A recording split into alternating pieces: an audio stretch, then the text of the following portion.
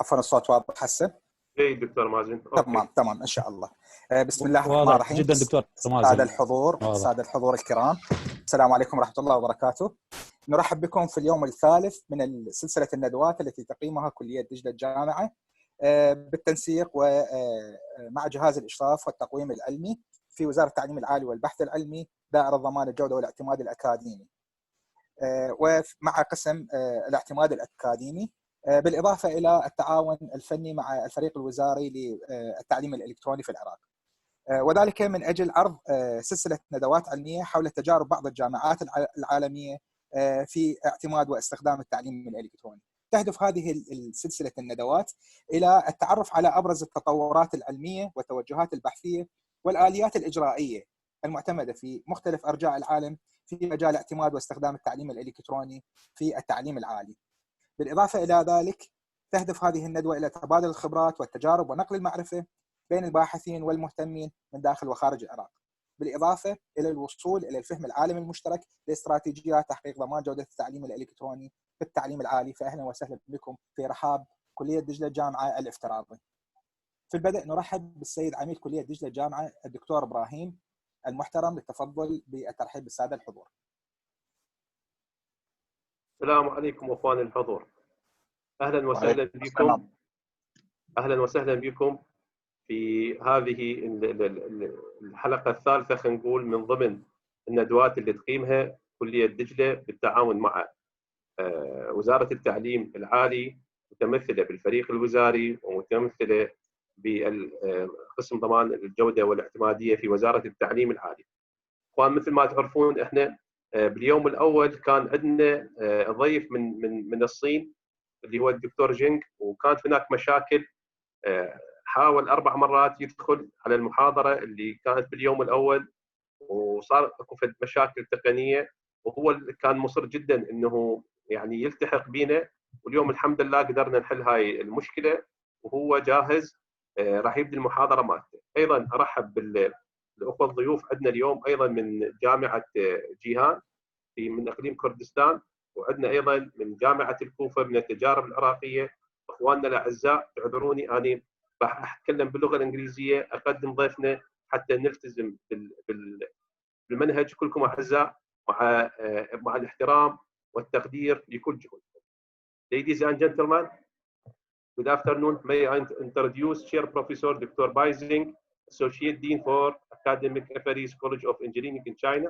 He is an expert. He had about 200 research in the paper, and he is fellow of the International Academy for Protection Engineering. He's from China. Dr. Jing, we are deeply appreciate your effort to join us after this is the, I think, 5th trial because we have some technical problems. So thank you very much, and we are really happy to get an idea about your experience in the field of e-learning, especially in the crisis of Corona. Thank you very much, and the mic for you.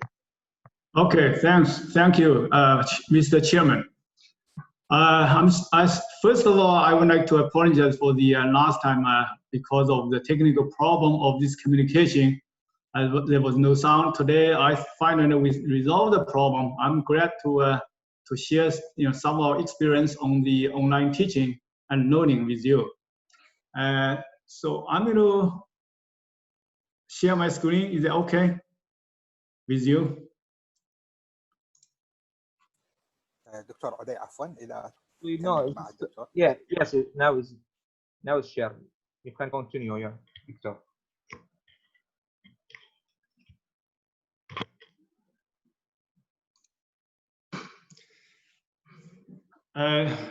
Good evening here in China. Good evening, but good afternoon in your place. Right now it is on like 8 o'clock in the evening, and my topic today is the sustained experience on e-teaching and learning. As just I was introduced to you that I'm associate dean of the Southern University of Science and Technology in China. This university is located in Shenzhen, a new city in China. The city is about like 40 years old. Let me give a little introduction about SUSTEC. SUSTEC It's a young university, but it is located in city of Shenzhen. You might have heard about Shenzhen. Here, this map is China. The southern China, this is Shenzhen, which is next to Hong Kong.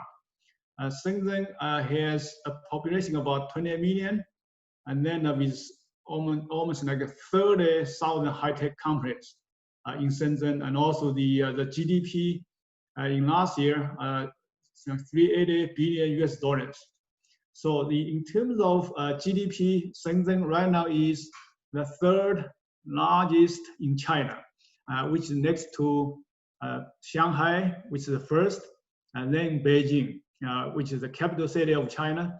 So Shenzhen is the third largest in terms of GDP. Well, about SUSTEC, the Southern University of Science and Technology, we have the College of Sciences and the College of Engineering, and also the College of Life Sciences, School of Business. And here we have also School of Innovation and Entrepreneurship, and College of Humanities and Social Sciences, and also the School of Medicine, which is newly established. And also we have another School of Creative Design, which is to be established. So about this university, we have almost like US system, a tenure system, and with faculty to student ratio about 1:8. And the university uses all English for the class instructions, and we have the credit system, which in this case very equivalent to the US universities. So the College of Engineering, we have total 10 schools or departments. So here, start from the first one, we have the Department of Biomedical Engineering, in which we have mechanical medicine, all these specialties, and then we have computer science and technology engineering. So also we have all these specialties, and then electrical and electronics, environmental, and then we have material science and engineering, and mechanical and energy engineering, and then the mechanics and aerospace, ocean science and engineering, and then we have system design and intelligent manufacturing, which is a school, and also School of Microelectronics. So this is pretty much the school College of Engineering of SUSTEC. Now I'm going to switch to e-teaching and learning, our experience. First of all, the preparation for online teaching, I summarize here as 9 steps. Step number 1 is to create Blackboard course slides, and then we communicate with students. Number 2, about sites and online class, and the next is to prepare videos and all PPTs of the lectures in advance, and then we upload course materials to Blackboard, and then number 5 is to make course materials available to students, and number 6 is create online in-class quizzes, and then upload assignments, communicate with students using discussion board, and then last one is enter and measure grades. So in this case, so we want to make sure that online education quality, which is the number 1 concern we have, and also the interactions between students and faculty, which is very important. The communication with students, I have 4 steps here. The first is to notify students to preview course materials, such as notes, videos, PPTs, the information before class. And then we should tell students to complete assignments before submission deadline. So we have to let students know that. And then we also match online course with timetable of the scheduled course. Of course, we have syllabus, and then in this case, students follow the syllabus, and then make online course information available to students, which is very, very important. And every time, say, when we have this meeting with all the online tools such as Zoom and also Tencent, then we give students the meeting codes or ID in advance, so that before the class, every student get access to to the meeting, the online course. So here I summarize several tips. Tips number one, it is essential that the instructors clearly deliver their plans to students, which is very important. The number two is students should be kept up to date via Blackboard if there's any change in the instructional plan. Of course, this online course, but even in offline course, we do that. And then next one is Blackboard is used as record keeper. So all the students' scores or everything is kept by Blackboard. So in this case, online courses need better organization compared to offline courses. So we need to have much better organization. The tools, online teaching tools we have used, I summarize this diagram here. So basically we have a Tencent meeting, which Tencent is a company in China. So that's about like frequency of usage. So we have this number one here, actually that's the largest in this case. The next one is Blackboard, which is this color here. Then Zoom, Zoom, we are using Zoom right now. So in China also we use that. And then the next one is Rain Classroom, and then QQ. QQ, that's another communication tool. And then Sakai, then Tencent Classroom, and the last one is what we call Bilibili.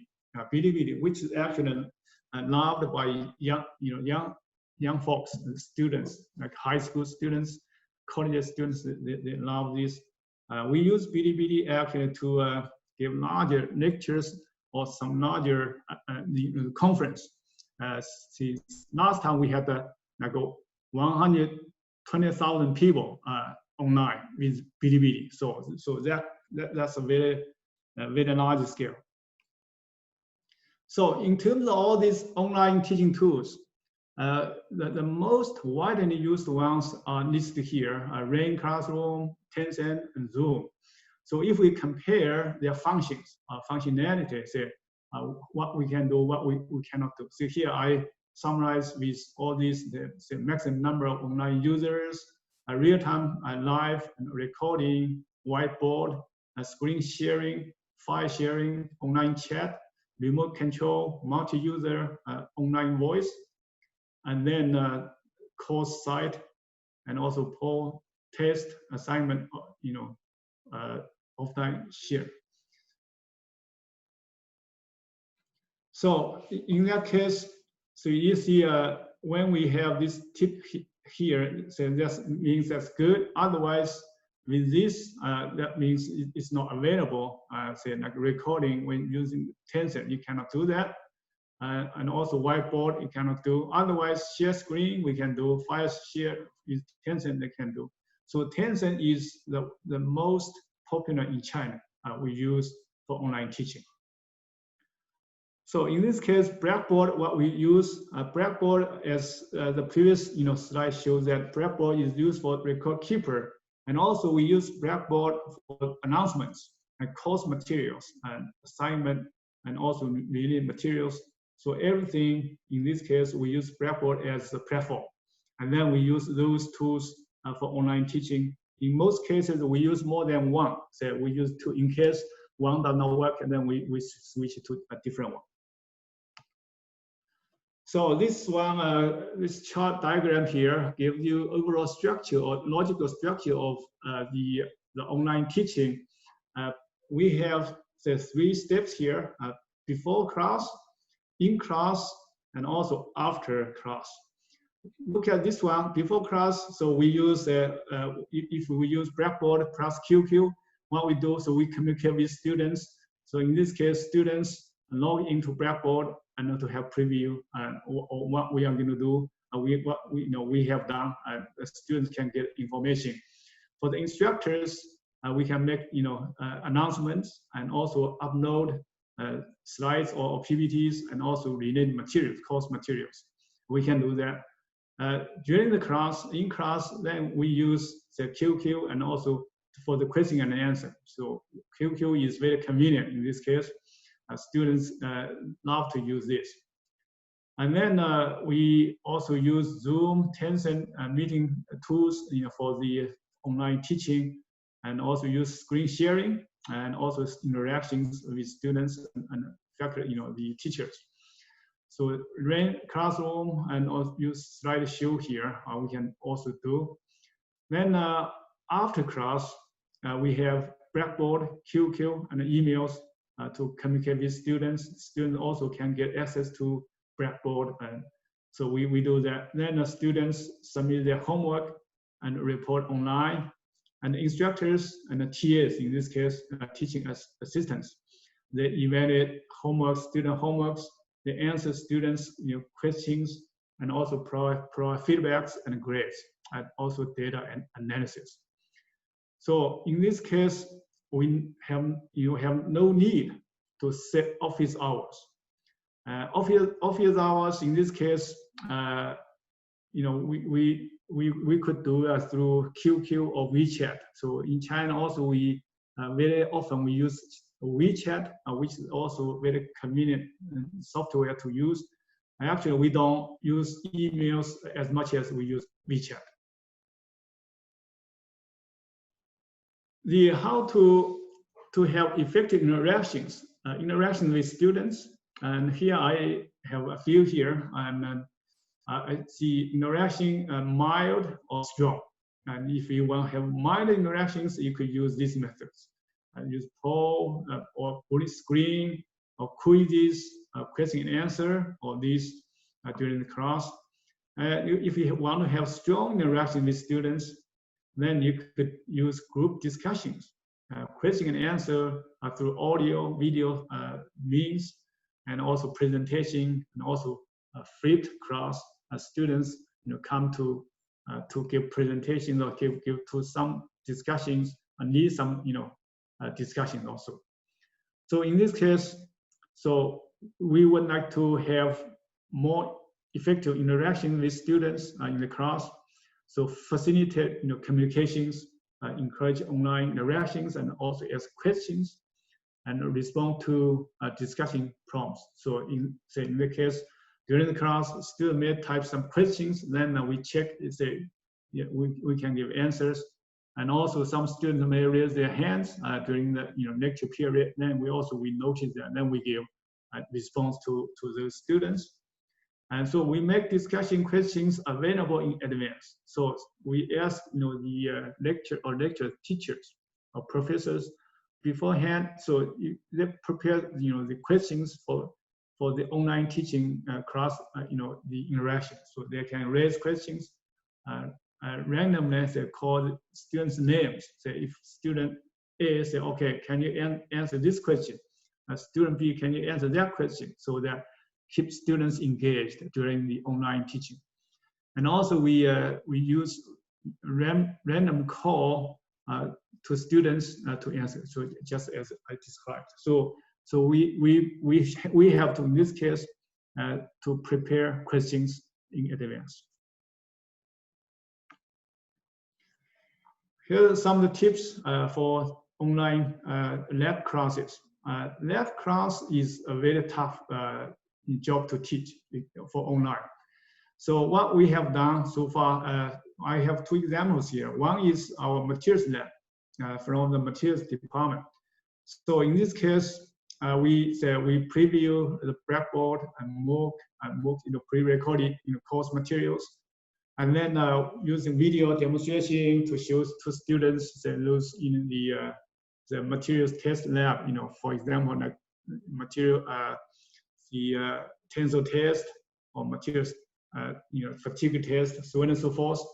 Information pre-recorded on video. Then also we have simulations and virtual. The lab here. Then students, after that, they can compare simulation with pre-recorded information on video. Then they can summarize based on their understanding, submit reports. Then we do report grading. That's what materials lab. And then for the electrical engineering lab, we have another example here. So in this case, students preview a blackboard, and then so they have lab station via VPN, and they do simulations by Cadence or LabVIEW software. Then they can submit report based on what they have done, and then we do grading, the report grading. So this is some sample lab the screenshots. See, the online teaching learning evaluation is always a challenge. So in this case, the online learning evaluation method, we have here teaching and learning activities and also the evaluation objective. So in this case, as I just previously described, that we have preview of the course material and the MOOC, and then the group discussion, and also quizzes, assignments, the homework assignments, for example. And also we assign students, some of the projects, so they could, based on project, then do their reports. And then for the exam, we could have open book exams. And by the way, the report, the project is actually very good. So we could design some very comprehensive projects for students to do. And then those projects that we don't have any say ready-made answers. So based on students the work, so different students make their different answers. So they cannot copy from each other. So in that case, I think that's very good. And then in terms of evaluation objective, so we encourage students to be more involved by participation and also by grading. Sometimes we ask students to do grading from different groups. Say you group the grade, make grading of different other groups.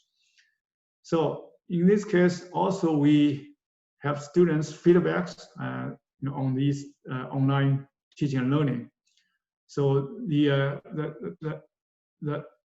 feedback, we have this diagram that actually can describe what we have done in this teaching effectiveness and also the learning outcomes, how we do that.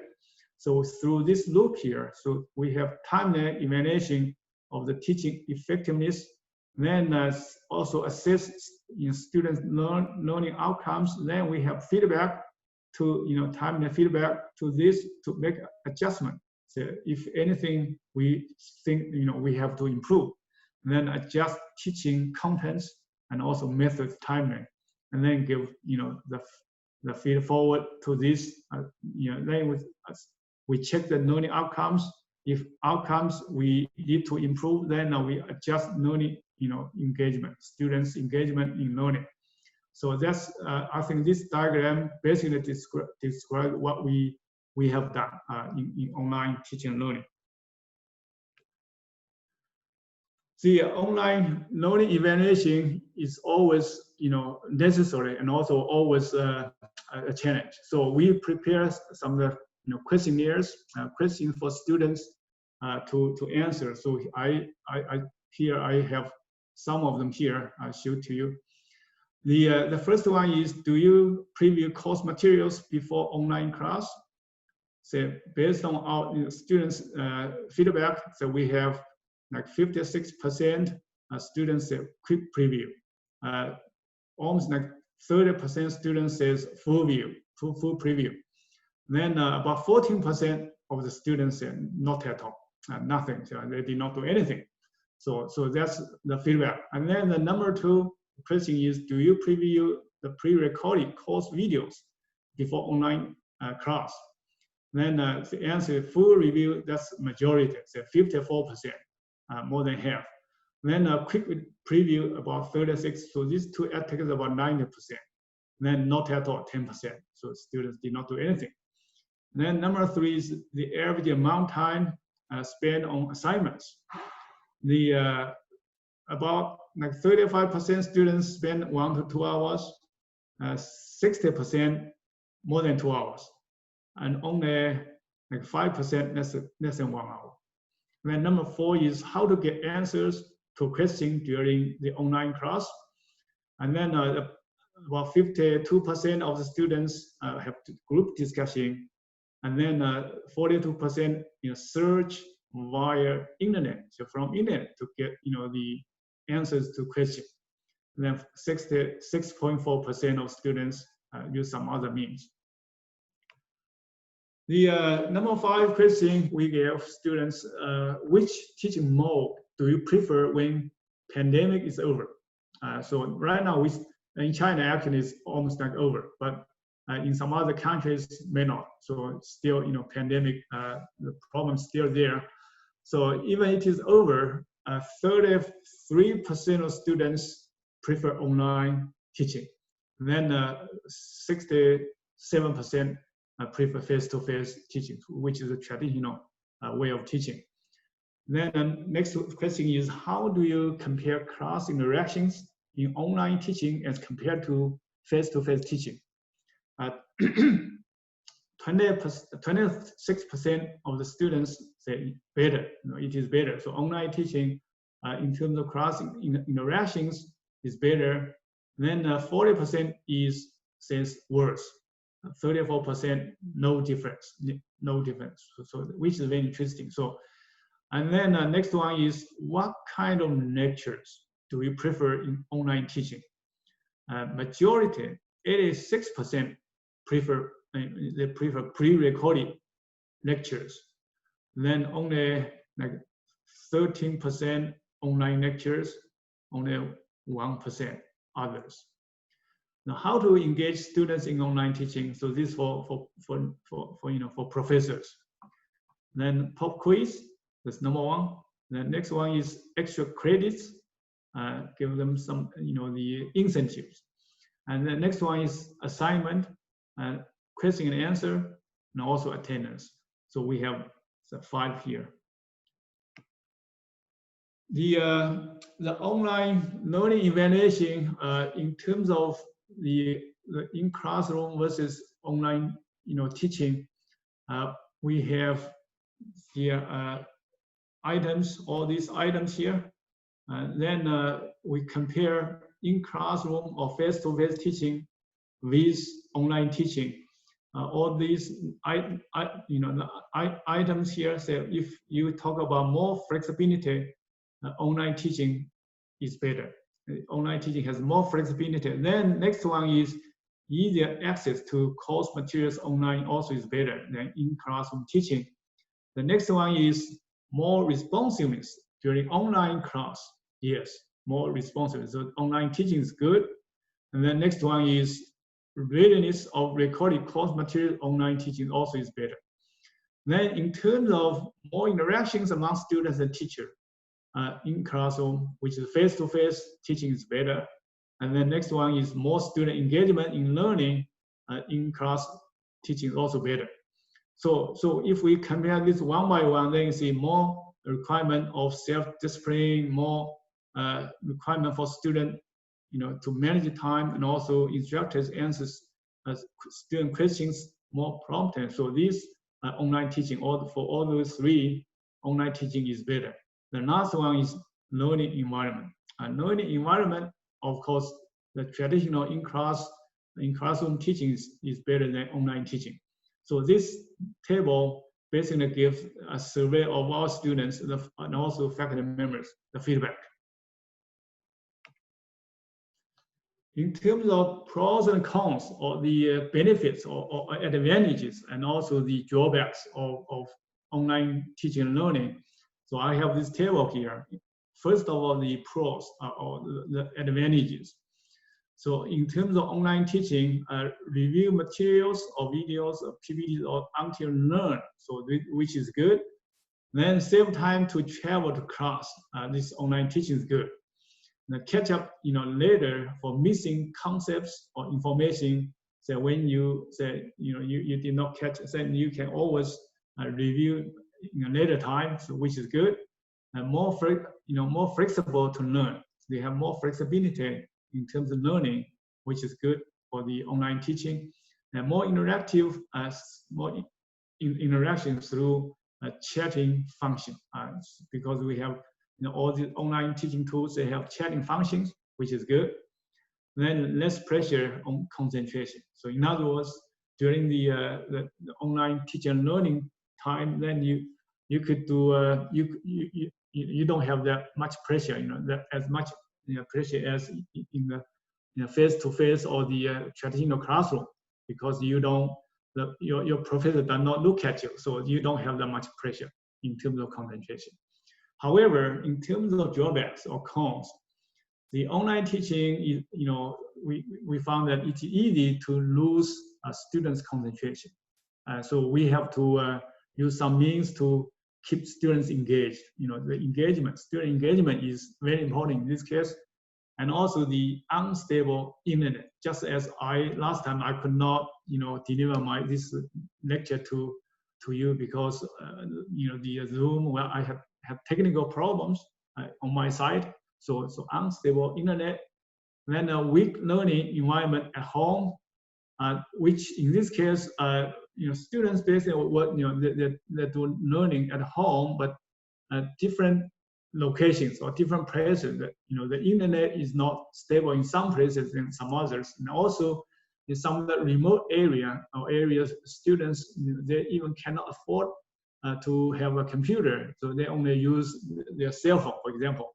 Then so that in that case, so weak learning environment, so that could happen. So that could be the case.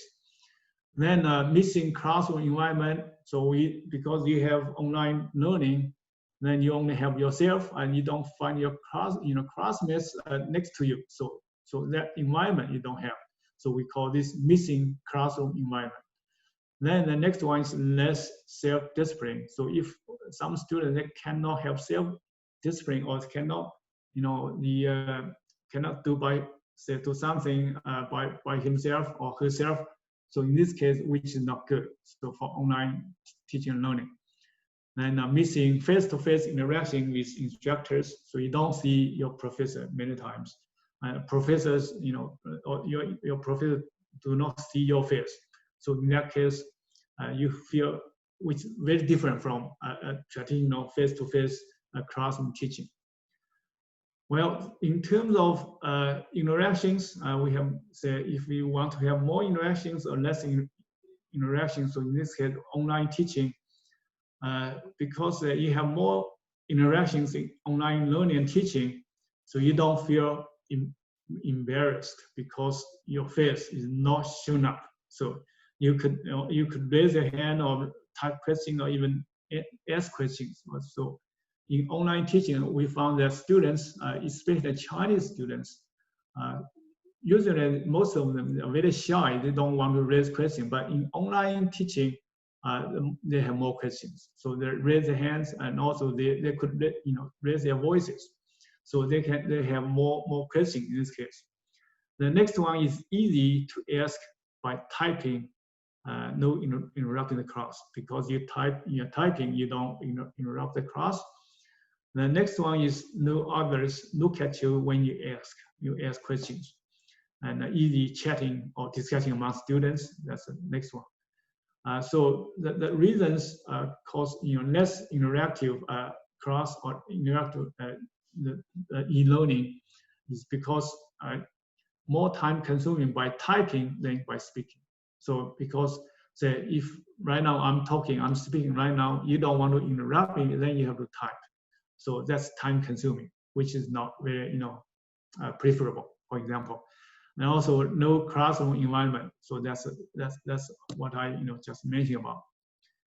So in this case, what we do for the online learning and teaching, so we need high attendance of class, more engagement of the students. So some of the feedbacks from students, our students give some suggestions. Number one is more quizzes, more discussions, more interactions. So that's from the students. And next one is deliver online lectures with video. And the next one is interactions through Blackboard. Then full attendance bonus. So some students, they prefer, so if they come to the online class, they want bonus. And then next one is upload pre-recorded course videos on Blackboard. So that normally we do. So my presentation to this point, I think that's about it. Then I'll be happy to receive questions. Before I answer any questions or anything, I have one more page here. So this page is about what we call virtual internship. So this actually is like a proposal here. I propose to you guys that we could have internship between China and your side. I have this diagram on the right-hand side. So we are SUSTEC, so we could have students and advisor to work on, say, a virtual internship or maybe some kind of project. So the project could be from an industry such as Huawei in this case. I know Huawei has, a lot of activities in Iraq. And then, so we could have also the industry advisor from Huawei, for example, and also project from industry. Then we have university from, say, such as Dila University from Iraq, University College from Iraq. Then you could also have advisor and students to get involved in this internship. So in this case, we have three parties, say 2 universities from 2 different countries, and then also the industry. The industry could be from any country, say from China, from Iraq, or some other country, and also university you could have more than 2 or 3, or even 4. So in this case, we form something called a virtual internship. So this is international collaboration, between or among all these parties. And then, so I call this one is project-based. So from industry. So we have project, and we have industry advisor to give guidance to students. And then also we have advisors from the different parties. Okay, so pretty much that's what I want to talk about. Thank you very much, and thank you. Thanks, Dr. Chang, for this is a very interesting lecture. Actually, it is our pleasure that you are joining us, and this is the 3rd day of the symposium held by Deglet College University. Actually, we have some questions. Also, the attendees. خلي احكي اعلق شويه. Thank you. Thank you, Dr. Jing, for your interesting, really, presentation. Regarding the cooperation you suggest, I think we will go in this cooperation, virtual internship. I think this is a good project, and we may discuss this later on. Thank you very much. And now we can listen to the question. Thank you very much, ladies and gentlemen. Okay. العفو دكتور، اعطينا اسئله لان هو الوقت متاخر عندهم، يعني عذرا من الاخوان. اذا اكو اسئله حتى يعني تسال هي، ولانه الوقت خطيه هو عنده متاخر حتى يعني ننهي وياه. اوكي. Okay, Doctor. Thanks, Doctor. We have some questions. The important question, actually, we are heading for preparing an online central final exam coordinated by the Iraq University for the postgraduate and undergraduate students. So what are your advices for our faculty and even higher education ministry in Iraq to make this exam more robust and trusted by the faculty? For the final exam, I think different different areas. So I'm coming from the engineering. So for different areas, we may have different modes or different ways of arranging final exams. In our way, engineering, and I normally ask the teachers, professors, they give a final project.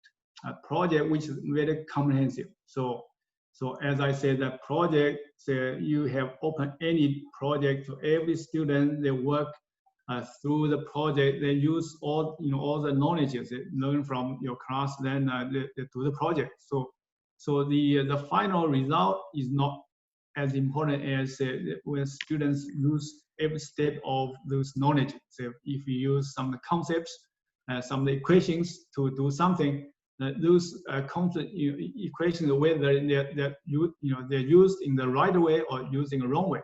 So that's more important than the final, You are right. Actually, you are right. Just let me actually interpret this. Actually, your reply. أنا سألت الدكتور شانغ أنه الجامعات العراقية يعني تنسيق من وزارة التعليم العالي والبحث العلمي أنه سوف نقوم بامتحان نهائي. هذا الامتحان النهائي سوف يكون لطلبة الدراسات الأولية والعليا، وردنا من عدة نصائح. الحقيقة اللي هو ينصح به حاليا، وهذا جزء احتمال يفرح به الطلبة، أنه يفرح بالاعتماد البروجكت بيز ليرنينج، هو الاعتماد على المشاريع، أنه تقارير بالتقييم. أنا راح صراحة أعيد له السؤال عسى لعله أنه وضح له أنه إحنا راح نعتمد على أسئلة المالتي choices ونشوف شنو رأيه بها. Actually, we will, Dr. Chang, we will base actually for our online final exam on the multi choices questions and just short questions. We will not use the project per learning as you mentioned in your talk. So what is your advices to make this is more trust? Because online in the online exam, there's maybe a possibility for cheating, for example. The online, yes, you're right. The online exam, the final exam, cheating, that could be possible. And also the multiple choices, and I normally use multiple choices in the face-to-face classroom teaching very often. But for online teaching, the multiple choices may not be that good, because students they may communicate among themselves. They could use their cell phone to call another student to get answers. So in that case, I would not recommend multiple choices for the final exam. اوكي اكشولي الساده الحضور دكتور ابراهيم اللي وضح مثل ما وضح انه يوضح لنا بانه هو لا يوصي باستخدام الاختبارات اللي تعتمد على المالتي تشويسز لانه قابله الى الغش باتصال تواصل الطلبه مع بعضهم. واحنا طبعا الجميع يمكن الفاكولتي اللي عندنا تدريسين يعرفون هاي النقاط، واحنا الفريق الوزاري بقياده مدير البرنامج دكتور غسان ومنسق البرنامج دكتور عامر نحاول قدر الامكان انه نقلل من هاي من خلال الدورات اللي نقدمها. فهذا وجهه يعني هذا رايه يعني خبرته، هذا رايه. ممكن اتناقش وياه شويه؟ نعم دكتور. اوكي دكتور Jing, thank you. What about we have some concern about practical training, for example in medical field, in dentistry field. How you resolve this problem? The practical one. The medical field, different fields, I haven't thought very much about those different fields. And as I said, I came from engineering, so we have engineering practice here for online teaching, and especially when we discuss about the final exam, and we do have this. I don't mean actually the medical. I mean practical. If you need, even in engineering, you sometimes need experiments to do something by hand. How you evaluate? I think Dr. Ibrahim, Dr. Chang mentioned in some pages, in some slides about the practical issue by using cadence. Yes, Dr. Chang? Yes. About that, yes.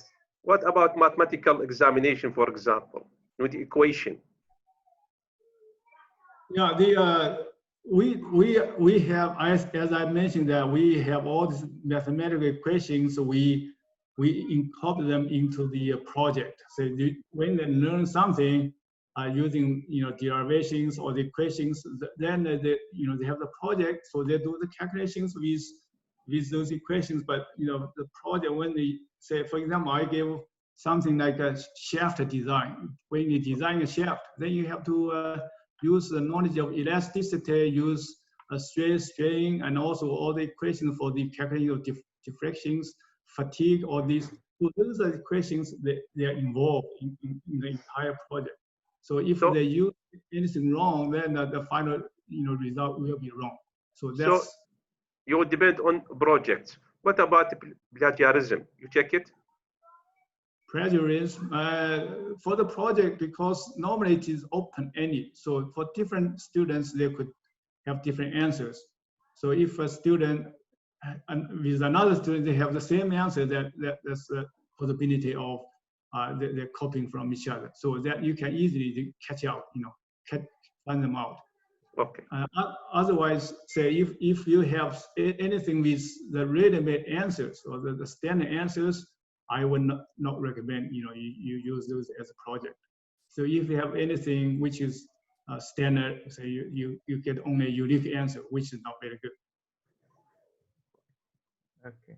دكتور عدي دكتور تكمل وياه بس هاي اكو كويستشن حتى نشوف رايهم شنو. دكتور Chang, actually we have some questions. So if you have a time, you can allow me to ask you these questions. No problem. No problem. Okay. Okay. I will go to the questions. Got them on WhatsApp. So this is most of the question about cheating. How you minimize the cheating? Actually, this is the most of the question. Yeah, that's a very tough question. The cheating is everywhere. Here in China, also cheating. Students, they do cheating. Cheating is everywhere. So what I would suggest that you don't rely on just a single means of evaluation. You could use multiple means. Say the multiple means that you could have homework assignments, and you could have some other such as some other quizzes like in class, pop quiz, and then you add all these components together. The final exam, you should have certain percentage of the weight. You should not rely on, say, heavily on one single, single means to give students the final grade. So that's what I would like to recommend, suggest. So try to make multiple ways of assessment of the students' learning outcomes. Try to avoid just very few or single way of doing that. And of course, cheating, you cannot. That's everywhere. So the only way here is we try to we do do something to avoid that happen. But if we cannot, of course, many times we cannot, then we try to minimize the effect of cheating to effect on the final grade. Yes, actually, if you, Dr. Ibrahim, I can ask him the questions. Okay. So there is a question: what are the best applications to electronic examination? What are the best applications? What I did not catch you. What are the best application for electronic examination? For electronic? Yeah, I mean they mean e-learning, I think. Electronic best application. I think you are used Blackboard, yes. Yeah, we use them. Also, we use we use QQ, Blackboard. I show something here. Let me show it to you again. So that means we have different means of doing things. So this one here, so we have these different means that this QQ here. Actually, this one also is very popular in China. We use and also the Blackboard is record keeper. So our university, the system. Excuse me. This is a QQ. Is it LMS or what is this? QQ is a communication tool by Tencent, by the same company of this Tencent. So okay. This is the young folks, students, they love it. So this is a very convenient tool for you could have group discussions. Also have individual communications. You could use this one, QQ. That's another communication tool for for the online communications. So QQ, and So Tencent, it's the Tencent meeting, and also we have Rain Classroom, and also the Bilibili is another one. And we have here, let me see. Yeah, see, like this diagram here shows that Blackboard plus QQ here. So QQ is a software. It is kind of communication, online communication software. As we use very widely here in China. So this one also QQ here, and then this one QQ plus email. Actually, email, we don't use email as much as QQ. QQ is say in terms of percentage of usage. So maybe we have like 80% of QQ and 20% email, that ratio. Okay, thanks. There's a question, what about Chinese experience about electronic dental evaluation on the dental chair during e-training? You are engineer, so I don't know if you can. Yeah, I'm an engineer, so if, yes. if I'm an engineer, I may not have an answer. Yes.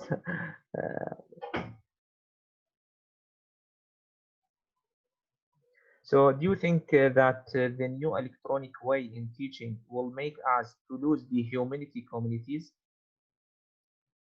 I did not catch you. Let me see. What's your question again? Can you The repeat question, it? yes. Do you think that the new electronic or e-learning way in teaching will make us to lose the humanity communities? Lose the quality, teaching quality, the learning quality. You mean the lose humanity, something, right? Humanity communities. Humanity. Oh, okay. Humanity. That's a very good question. Yeah, I would say yes, because you don't see from each other. You don't see, say, as a teacher, you don't see your students in terms of right. So and then I think for a long time that could be a problem, but for the short time should be okay.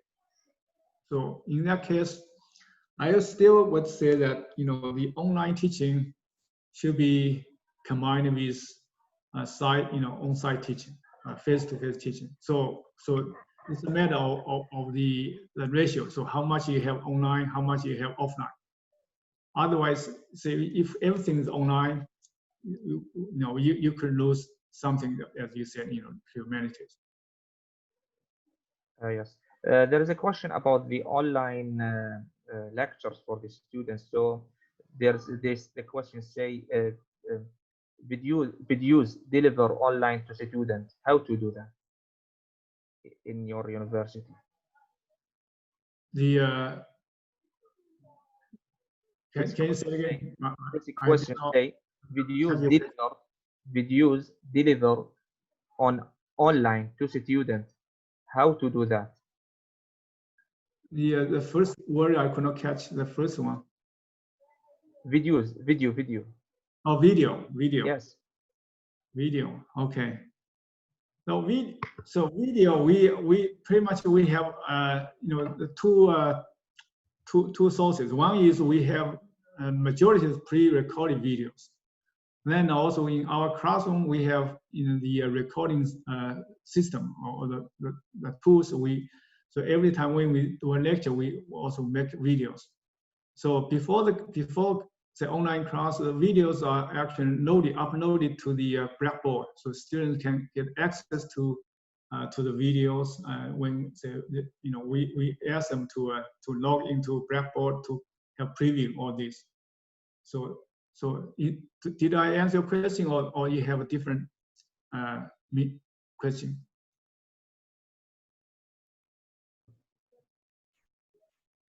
Did I don't know.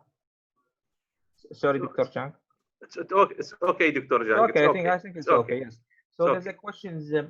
You are in university. You are use Blackboard as LMS, but there is a question. Say, what is the favorite platform for learning in China universities, and why use, for example, Blackboard? Well, we don't actually we don't want to use Blackboard, but right now we don't have a replacement of Blackboard. So when you see that other means that Tencent, all these, they are not specifically designed for the the teaching systems. So the Blackboard, I think, which is good in terms of that. So all the student records can be kept in Blackboard, and also we could upload all the information to the Blackboard to keep students informed. So Blackboard is not a Chinese software. So Tencent is a Chinese software. Maybe there's integration between Tencent and Blackboard. There's integration between these two software. Yeah, I think maybe after a few years or several years, Blackboard will be that time replaced by something from China, some Chinese software. Okay, that's good. So there is a question, I don't know, but you are engineer, I don't know if you can actually answer it or not. The questions say, what are the best types of questions to measure language skills like listening, speaking, reading, and writing? If I understand you correctly, so what are the best type of questions to measure language skills? Yeah, best type of questions for when you use all different tools, right? Different online tools. Yes. Right. Yes. Well, I think there's a table. This one. Let me switch to that one. So this one. This one gives you a few software tools here. Then you look at all those items, and some of them good, some of them are not good. So this one, so that gives you some idea. Does this answer the question or no? Yes, okay, actually. He want to measure the skills, the language skills of the students. So which one of these tools can be used to measure the language skill? Language skills. Yes. Well, in terms of speaking or typing that we have here, say like you could ask questions, you can type, and also you can speak, you can talk. In that sense, I don't think there's a difference among the different tools. Yes, I think for listening we can use a video, YouTube. Yes, this is for so far I haven't seen anything in a software which can translate or interpret among different languages. Say for example, you speak you speak your language, what's the Arabic, right? So yes. If I speak Chinese, then then we don't understand each other. So if there's any software which can have the interpretation or the translation between different languages, I think that we so far we haven't seen anything like that. Maybe in the دكتور هذا يمكن هنا شويه على الوقت اذا دكتور ابراهيم just last question. I think this is very important question. Yes. From the one of the attendees. This question also I have one question for Dr. Jing. I think this is important. Okay. The question actually say is e-learning will be continue after the corona or after the COVID-19 in China? Well, I think the answer is yes. First, yes, it will be continued, and then how much we do that. So that's the question. So yes. So it will be continued, and then how much we will do that. I think that's depending on the pandemic. Also in some other countries, because in China now situation is much better. But such as in the US, for example, now it is not that good. So if we have any countries which are very bad in bad situation or poor condition, then China cannot be good. So then this mode, online education mode, will be continued. And so So like here in China, we have almost like 50% of students back to campus, and the rest they're not, to campus, because we only have those graduating students and like seniors back to the campus, and then also the graduate students like MS student, PhD, they come back to campus. But in terms of freshmen, sophomore, junior students, those are still they're at home. They are not here. Yes. So this issue, I think, is going to continue for some time, at least for say next year.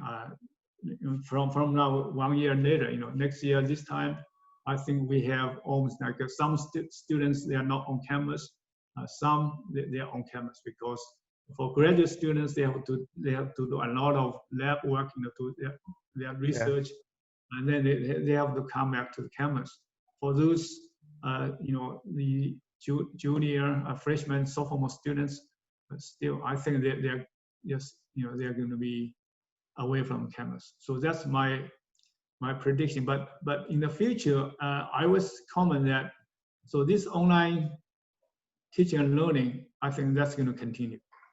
Even continue if we have a better tool to do lab section. So right now we said, so the lab section is still not very good. So we even today we in our college, I called a meeting to all the associate heads of the department, all the departments and also schools.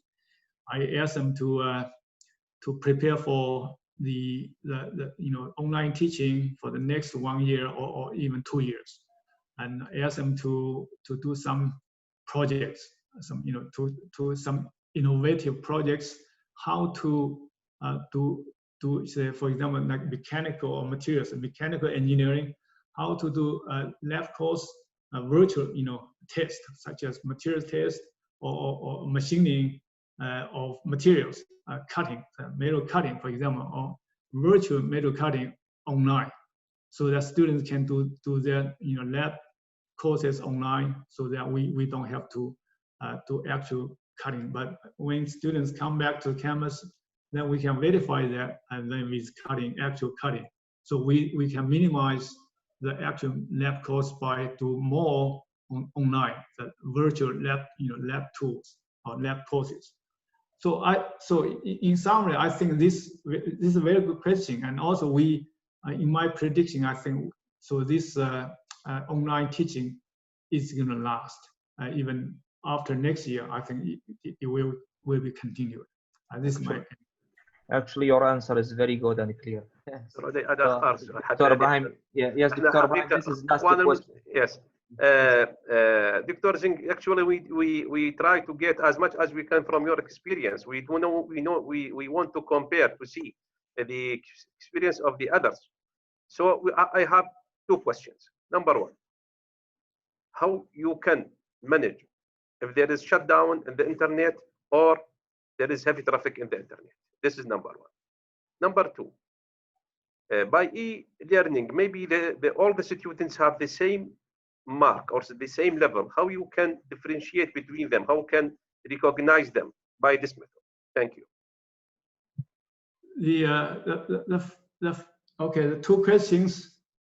The first one is, let me try to recall your questions. The first one is, let me see. How you manage the shutdown in internet or heavy traffic? So you have the interrupting of the internet, right? Interrupting. Yes. So then online teaching you cannot do. So in this case, I think you could do something by say the pre-recorded videos, and when of course you have the I call this synchronized teaching, and also synchronized. Yes, I mean synchronized. Right. There is shutdown the internet or there's heavy traffic, difficult, and you have limited time. Right, students can they can download videos in advance, previously in advance, and if the internet is not available, they can view videos. No, I think you didn't got me. I mean during evaluation, during exam, during test. Oh, during evaluation. Yes.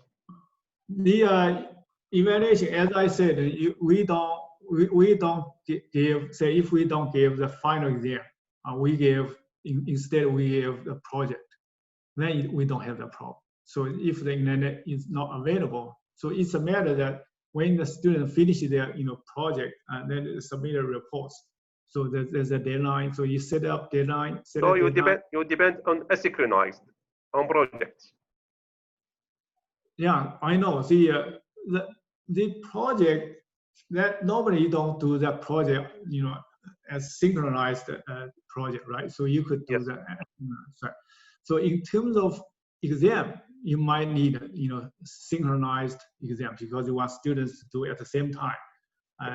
All the students. So if we have interruption of the internet, of course, that's going to be something I call this disaster. So you cannot do.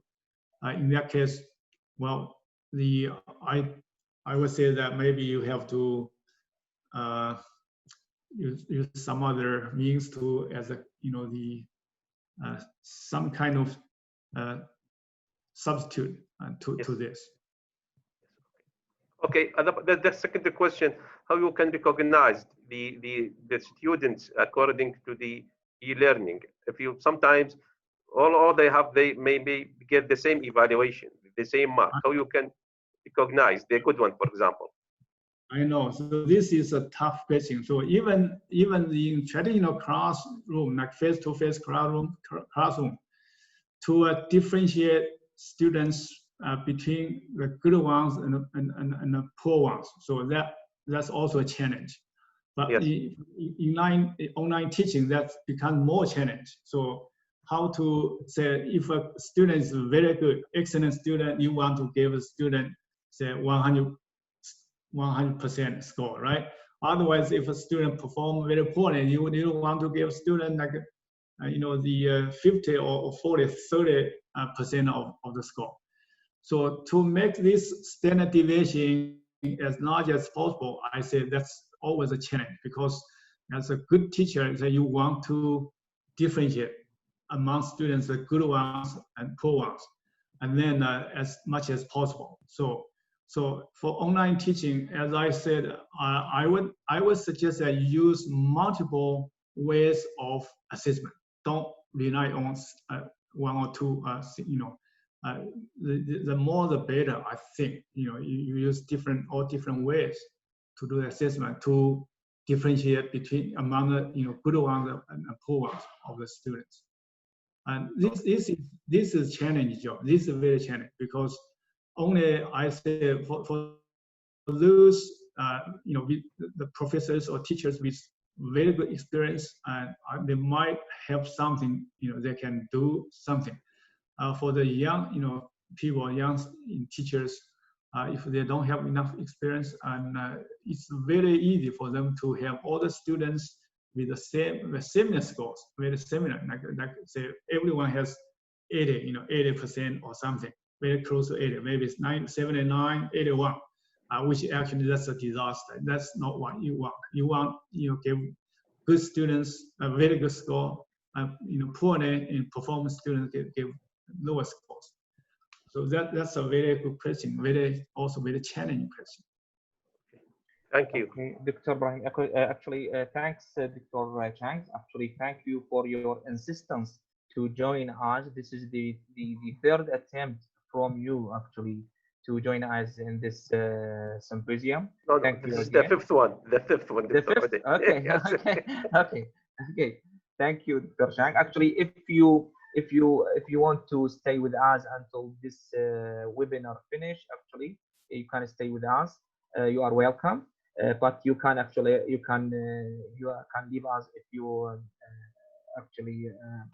if you don't have a time to stay with us.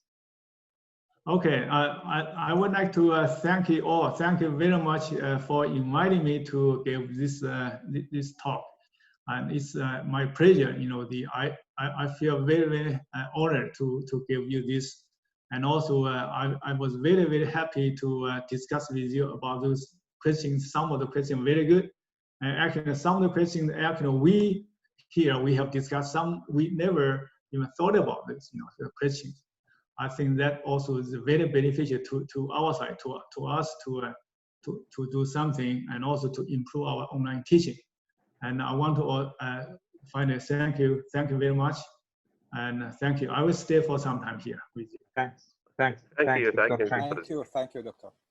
اخواني الاعزاء، اني اعتذر من عندكم لانه شويه طولنا، بس احنا مثل ما تعرفون احنا التجارب العالميه او تجارب الدول الاخرى، يعني احنا ضروري نطلع نشوف همومهم، مشاكلهم، شلون حلوها، شنو الحلول اللي توصل. لذلك احنا شويه تجاوزنا على الوقت.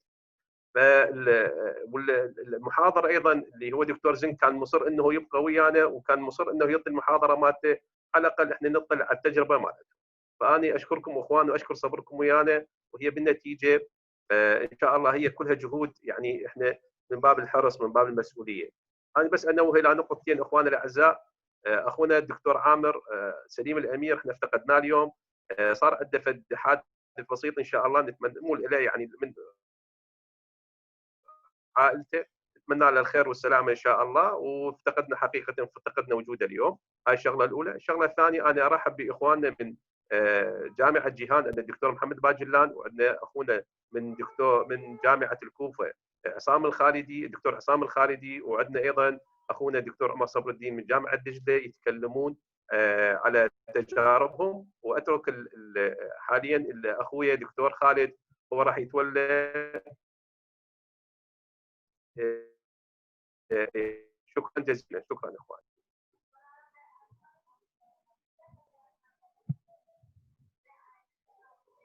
دكتور خالد، دكتور مازن.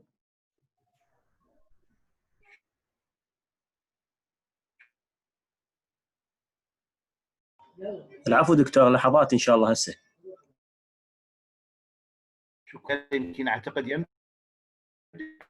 دكتور مازن العفو. يديرها ويقدم. شكرا جزيلا للجميع. حقيقة الآن تجربة إقليم كردستان جامعة جيهان في أربيل النموذج يقدمها رئيس قسم علوم الحاسبات في جامعة جيهان أستاذ محمد باجلان. أستاذ محمد إذا تسمعنا ويانا. السلام عليكم. السلام ورحمة الله وبركاته. بس إذا كنت تعطيني صلاحية على مود أسوي الشير البرزنتيشن. تمام دكتور خالد، بس صلاحية إذا تقدر أستاذ محمد. الصورة واضحة؟ تمام كلش واضحة. صلاحيتك والصورة واضحة. تفضل دكتور. جيد. أولاً باسم جامعة جيهان أربيل أقدم شكري واعتزازي لجامعة دجلة والكادر التنظيمي للندوة والحضور، وأتمنى لكم طبعاً التوفيق إن شاء الله بكل أعمالكم. وصيتكم ما شاء الله واصل أربيل صار له فترة، وكنا متحمسين بأنه نشارك في إحدى ندواتكم. طبعاً محدثكم محمد باجلان، أو الاسم الكامل محمد حسين شكر، رئيس قسم الحاسبات في جامعة جيهان أربيل. قبل ما أكون أكاديمي اشتغلت عدة سنوات في مجال الآي تي والبرمجة داخل وخارج العراق. طبعاً اهتماماتي في البحوث هي في البايوانفورماتيك والبيج داتا والهيلث روبوتكس. جامعة جيهان هي واحدة من أول الجامعات اللي تأسست في إقليم كردستان.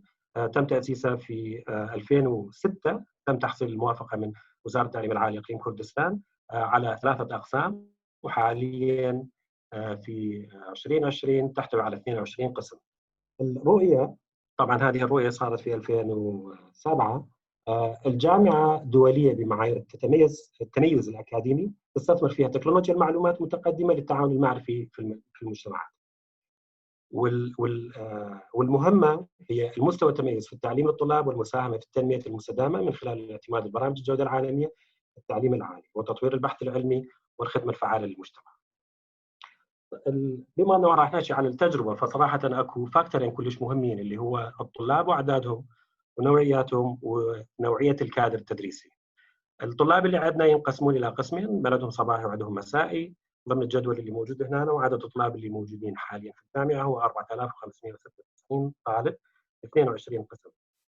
أما بالنسبة للأساتذة فالعدد الكلي هو 245، يتقسم 145 كادر دائمي و80 كادر زائر و20 أستاذ من دول أخرى، من اليمن وسوريا وليبيا وإيران والهند. وعندنا قريب 123 موظف وباحث مساعد.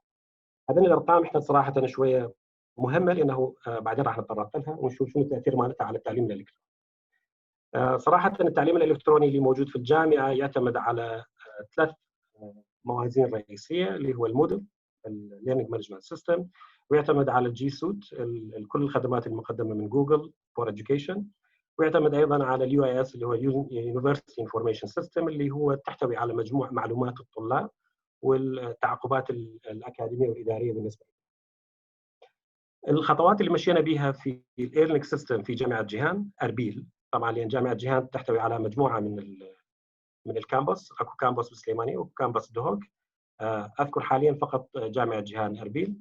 في السنه الدراسيه 2015-2016 اعتمدنا المودل فقط في الاقسام العلميه كواجهه وكمساعد للدراسه الحاليه.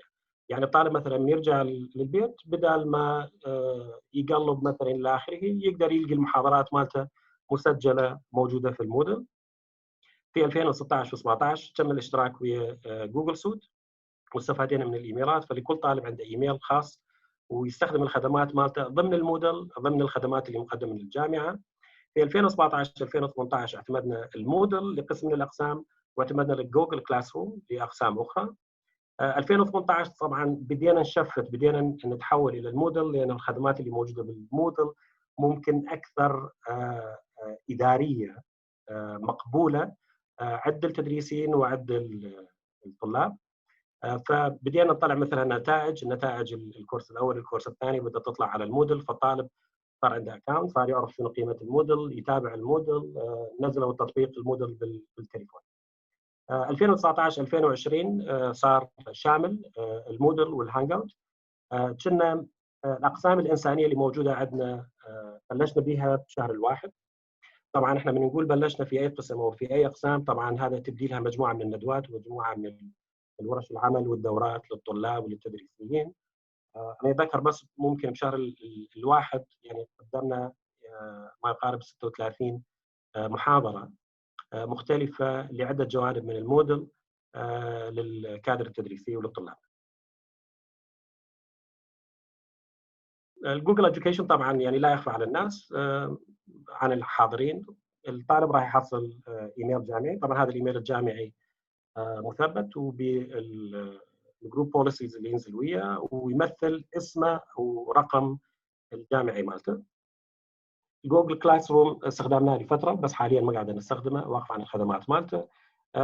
اغلبيه الهوم ورك والاساينمنت اللي قاعد تصير قاعد يسووها بالجوجل دوكيومنت، اذا كان سبريد شيت اذا كان باوربوينت، وتصير عمليه الشير بها بالمودل. طبعا بالتاكيد احنا مستخدمين المساحه اللي تقدمها ايميل. اغلبيه الهانج اوت تصير عمليه الاداره مالتها عن طريق الكالندر، فاغلبيه الهانج اوت الفيديو اللي قاعد يصير الفيديو كونفرنس بين الاساتذه وبين الطلاب تسجل ضمن الكالندر، فالطالب يقدر يرجع لها بالكالندر. وطبعا هم من اغلبيه او مو اغلبيه وانما الاساتذه يضيفون اللينك الفيديو داخل المودل لسهوله الوصول لها.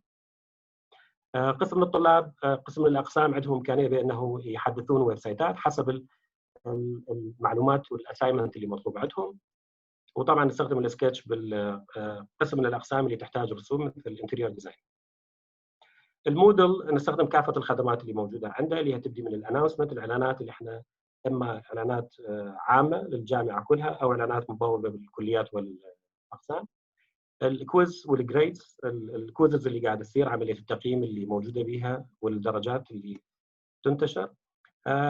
حاليا احنا نستخدم او سابقا هم كنا نستخدم دائما الليسن اللي هي واحده من الاكتيفيتيز اللي موجوده داخل المودل، وبعد شوي راح اذكر بينما احنا ليش نستخدم الليسن عن بقيه الاكتيفيتي اللي موجوده عندكم في المودل. نقدر نضيف بها ريسورسز اللي هو الكتب، وقسم من عندها رابطيها ويا مكتبه كامبريدج، فمجموعه من المواد مربوطه اوريدي ويا مكتبه كامبريدج، فالطالب والتدريسي يقدر يتمتع بالريسورسز الانترناشونال ستاندرد، يعني مو كتاب مرفوع وانما مقسم ضمن شابترات وبانظمه تراكنج جيده للطالب وللتدريسي. اساينمنت اللي هو عباره عن اساينمنت اللي هو يعني معروفا تدار بعمليه الكترونيه، والفورمز اللي هي عمليه الاستبيانات للطلاب اذا كانت استبيانات حول المواد او اذا كانت استبيانات بصوره عامه. اضافه الى ذلك عندنا اليونيفرسيتي انفورميشن سيستم اللي هو يعتمد على محتويات المعلومات الطالب مخزونه به، وبالتاكيد عندنا الاي لايبراري اللي هي لكل طالب عنده حساب يقدر يتواصل ويقدر يشوف الكتب الالكترونيه الموجوده به. في زمن عصر الكورونا الاي ليرنينج طبعا صار من سيستم داعم الى سيستم رئيسي لفتره 4 اسابيع او قريب الشهر. خلال هذا الشهر تغير الستركشر، يعني الستركشر الجامعه صارت به مجموعه من التغييرات، وهسه راح اذكر لكم الاسباب لويش. اكو لجنه عليا، هاي اللجنه العليا مرتبطه بالرئاسه اللي تحتوي على الكواليتي اشورنس وتحتوي على 15 تكنيكال سبورت والاقسام 22. في كل قسم يوجد اساتذه وطلاب ويوجد كوردينيتور اللي هو عباره عن مندوب عن الموديل. هذا الكوردينيتور يعني عندنا 22 كوردينيتور وعندنا 15 تكنيكال سبورت، الكل يدعمون الجانب الاي ليرنينج اللي موجود ضمن الجامعه، واكو مجموعه من العمليات اليوميه والاسبوعيه والتقارير اللي تنكتب وتطلع. طبعا هذا الستراكشر او اللجنه العليا مسؤوله عن اصدار التعليمات. التعليمات طبعا كلش مهمه واساسيه، بما انه احنا تجربه يعني بين ليله وضحاها صار من واقع افتراضي الى واقع امر ومجبورين عليه. فبالتاكيد كنا نطلع بها تقارير وتعليمات، هذه التعليمات تتناسب مع الطلاب وتتناسب مع الكادر التدريسي. يعني مثلا احنا سوينا جدول، هذا الجدول سميناه بالاي تايم تيبل، يشابه الجدول الحقيقي للمحاضرات اللي موجوده عندنا يوميا، لكن تنزل المحاضرات في المودل وعمليه نشر المعلومات درسناها في اكثر من مره. حاليا احنا مستقرين على انه كل موضوع يتم نشره، تنشر الماده العلميه بشكل نص، بعدين تجي بها مجموعه من الاسئله، لكل لسن لكل محاضره لازم بها فيديو، لازم بها نص الطالب لازم يقراها، لازم يفهمها، لازم بها فيرتشوال جرافيك على مود الطالب يقدر يستوعب اكثر، وبها مجموعه من الاسئله. هذين الاسئله تفيد من ناحيتين، الناحيه الاولى تفيد التدريسي يقدر يقيم نوعيه شرحه للماده، هل هي وصلت للطالب بشكل سلس او صعب، والفقره الثانيه تفيد الطالب بانه هو بالانسجام مالته ويا عمليه الاي ليرنينج، هل هو منسجم بشكل كامل او لا. التكنيكال سبورت طبعا بالتاكيد يساعد الطلاب والتدريسيين. تعرفون يعني الطلاب عندهم مختلف الاجهزه، التدريسيين عندهم مختلف الاجهزه، عمليه تسجيل المحاضرات، عمليه كتابتها، عمليه تحويلها تحتاج الى مهارات تقنيه. التكنيكال سبورت ال 15 عضو مهتمين في هذا الجانب، بالاضافه لانه يصير عندنا مراقبه للاكتيفيتي والنشاطات الطالب ضمن الموديل. يعني مثلا سين من الماده صار بها نوع من انواع الاكتيفيتي، بعدين مثلا صار بها انخفاض، طبعا هذا الانخفاض لازم سبب، اذا بقيه الطلاب مثلا يتابعون بقيه المواد، وهذا عمليه المونيتور نتاكد بانه هل الطالب مثلا شاف الماده اكبر من الحجم، هل عمليه الشرح اللي موجود بالماده صعب يعني مثلا غير مستساغ، لان تعرف العمليه التعليم بالكلاس هو فيزيائي، المدرس موجود، السبوره موجوده، الطلاب موجودين، عمليه منسجمه. لكن الاي ليرنينج هي الطالب لازم يكون عنده هذا الحافز. فاحنا صراحه هذا واحده من واجبات اللجنه بانه نشيك حافز الطالب، هل هو مستمر، هل هو باقي على هذا الشيء؟ اذا انخفض فما هو السبب؟ هل يمكن مراجعته؟ هل يمكن تعديله؟ كانت عندنا اتصالات ويا الطلاب على مود نعرف مثلا اوضاعهم، تغييرات الجدول اللي تصير عليهم، يعني ما هي التوقيتات الاحسن مثلا للجدول. احنا واحده من القوانين اللي كانت موجوده مثلا الليسنس اللي ينزل طبعا بالجدول الاعتيادي، والطالب يثبت الحضور مالته خلال اليوم، فهو يسجل عندنا بانه هو حاضر اذا قدر يقرا الماده خلال اليوم. بالتاكيد طبعا خلال هاي الفتره صارت بها انهانس كواليتي اللي هي اول درس يفرق بالتاكيد عن ثاني درس. قسم الاساتذه رجعوا على الدروس القديمه وبدلوها، سووها بطريقه اكثر سلاسه واكثر سهوله للطالب للاستيعاب، مثلا زياده امثله، عمليه الشرح مثلا يصير بها تفاصيل اكثر، وبنفس الوقت طبعا كنا نقدم دروس للطلاب وللاساتذه عن طريق الاونلاين، شلون يستخدمون الاونلاين هو نفسه، الانظمه اللي موجوده عندنا. الاونلاين ليرنينج بصوره عامه انقسم عندنا الى قسمين، اللي هو متزامن وغير متزامن. المتزامن اللي هو الهانج اوت، هذا يستخدم فقط للمراجعه، للريفيو. عند انتهاء المحاضره، يعني اي محاضره من تنتهي الجدول مالتها مثلا 4 ساعات قرايه، على فرضا مثلا احد المواد ب4 ساعات قرايه، ورا ما ينتهي الجدول مالتها ورا يومين راح يصير بها اللكتشر ريفيو. هاي اللكتشر ريفيو المدرس يقعد يحكي كل التفاصيل اللي صارت في المحاضره، بس هالمره صار بها انتراكت ويا الطالب، على مود الطالب مثلا يقدر يستوعب ويقدر يتفهمها. السنكرونايز اللي هو بالمودل كنا نستخدم الليسن، والليسن كانت بالمحتويات اللي هي النصيه، وكانت بفيديو، وكان في ايضا اسسمنت على كل محتوى موجود. طبعا هذا الاسسمنت هو عباره عن اسئله مباشره وغير مباشره للماده هي نفسها. هذا الجزء كله ثلاثتهم ساعدونا كلش على بناء تقارير. هاي التقارير تحسن من جوده التعليم اللي موجود عندنا، وتحسن من الحضور الطلابي اللي موجود. اما بالنسبه للهانج اوت فالحمد لله يعني هاي صور من الاقسام اللي موجوده عندنا. كنا قريبا نحصل بين ال 450 ساعه بالاسبوع هانج اوت للطلاب. رقم جدا عالي صراحه، احنا فرحانين به. النسبه همين المشاركه كانت جدا عاليه. بالنسبه للمشاركه بالمودل، لانه المودل طبعا الامكانيه الحضور مالته احنا بنطيل مده يوم لانه هو غير متزامن، فالطالب يقدر يقعد يقرا مثلا باي يوم. تعرفوا خاصه في اثناء الحظر اغلبيه الطلاب مثلا سيستم نومهم تغير، اجى رمضان سيستمهم بعد اكثر تغير، فكانت عندنا محققين نسبه 92% من الطلاب عندهم حضور وبريزنت خلال المودل. اما بالهانج اوت فاحنا عندنا افرج، لانه الطالب ممكن فاهم الموضوع مو بالضروره مثلا يحضر الهانج اوت. كانت عندنا هم النسبه جينا نوعا ما مقبوله اللي هي 82%، وهذا الافرج اللي هو 18% كان عندنا ابسنت. يعني قسم من المحاضرات توصل الحضور مالتها 100%، وقسم المحاضرات توصل 70% او 75%. بما انه احنا كملنا الفتره الدراسيه واللي هي امتدت على فتره 22 اسبوع، وضمن التعليمات وزاره التعليم العالي اللي اصدرت راح يصير بها فتره تقييم.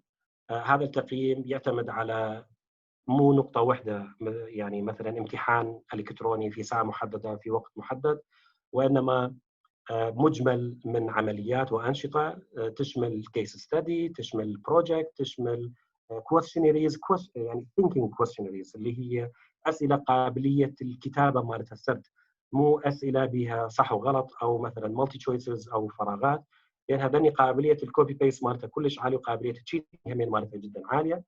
راح نستخدم الموديل، واوريدي عندنا استخدامات التيرن ان على مود نتاكد بانه الطالب ما ماخذ الجواب، لانه اذا كان جواب فكري نصي فعمليه التعبير مالته بالتاكيد تفرق من طالب الى طالب اخر. فنعتمد على التطبيقات اللي هو جوجل اساينمنتس وعلى التيرن ان لتقييم هذا الشيء. طبعا التعليمات اللي طلعت من وزاره التعليم العالي تشمل بانه اكو دور اول، اكو لجنه امتحانيه تشرف، والعمليه لازم تكون موثقه وتسجل بها كل الحالات، ولازم نتاكد بانه الطالب ما يقدر يسوي تشيتنج. فلهذا السبب راح نستخدم سي رايتنج لتقييم الطلاب. طبعا خلال هذه العمليه طلعت لنا مجموعه من الاكسبيرينسز اللي احنا جدا استفادينا من عندها من خلال الاربع اسابيع الطلاب اللي كانوا يستخدمون بها الاونلاين بشكل مكثف. اولا المنتاليتي اختلفت. الطالب كان متعلم على جو يدرس ضمن جروب، ضمن كلاس، ما يقدر يقرا وحده الى اخره. المنتاليتي صارت عنده اختلفت. وايضا هم صار عندنا كلتشر بانه يبدا يتقبل التعليم الالكتروني. سابقا ممكن اي واحد يقول تعليم الكتروني يقول لك لا هذا غير مفهوم الى اخره، ماكو حافظ، ممكن اكو نسبه ضياع بالمعلومه او عدم تشتت فيها. بس المنتاليتي حاليا متغيره. الطلاب نسبه عاليه موافقين على انه يكون سيستم الكترونيك سيستم، بدا يصير اكو انسجام. طبعا همين استفادنا بانه هذا يكون سبورت سيستم كنظام داعم كلش قوي للكلاسات الاعتياديه اللي يصير بالمحاضره. واحده من اهم الفوائد اللي قدرنا نحصلها همين تعرفون الاونلاين سكيلز اللي هي المهارات الالكترونيه. قسم من الطلاب كانت غايبه من عندهم.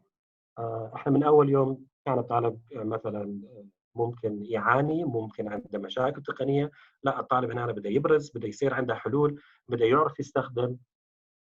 والنقطه الثانيه المهمه اللي هي الجلوباليزيشن. حاليا اغلبيه الجامعات وخاصه الجامعات العراقيه، واحنا مقدورين نوعا ما بالاكريديتيشن وبالصياغات المعتمده عالميا، انا اشوف اكو جامعات عراقيه صراحه مستواها التعليمي جدا ممتاز، وممكن توصل الى الجلوباليزيشن بانه عمم هذا الطرق التعليميه اللي عندها بمستوى عالمي عن طريق الاونلاين. الموضوع الثاني هم صار عندنا الافشنسي. اغلبيه التدريسيين مثلا من يلقي محاضره هو ما يشاهد نفسه، بس حاليا اذا صارت عندنا عمليه الفيديو فهو راح يشاهد نفسه وراح يقدر يقيم نفسه ويسمع تقييم الطلاب، وراح يعرف من الاساينمنت من الاسسمنت اللي موجود عند الطلاب بان هل هو ادى المهمه بشكل صح او لا. فراح تبدي عند موضوع الافشنسي وعمليه التغيير. احنا طبعا هاي لاحظناها في مجموعه من الاساتذه اللي عندنا، مثلا نسوي بوست لماتيريال واليومين ثلاثه بلغ الطلاب قالوا يا بالبوست انا سويت له غير طريقه، فحسنت من جوده التعليم اللي موجود عندنا. انا جدا ممنون، والبرزنتيشن مالتي سريع وحاضر لاجابه اي اسئله. شكرا.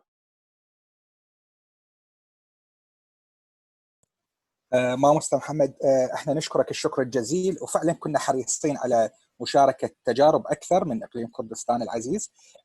كانت التجربة يوم أمس مع جامعة كوية، واليوم كانت من مدينة أربيل، من مدينة هولية، جامعة جيهان من الجامعات المرموقة والمميزة في إقليم كردستان. أحسنت أستاذ محمد، وكان شرح واضح. أنا أتمنى أن تكون حضرتك موجود، وأيضا الدكتور أحمد عبد عون أيضا هو مقرر في هذه الجلسة، أتمنى تكونوا موجودين، لأن عندنا مجموعة أسئلة يعني كل شيء هواي وردت لنا هسه بخصوص تجربة جامعة جيهان والاستفادة من حضرتك. حاضر موجود.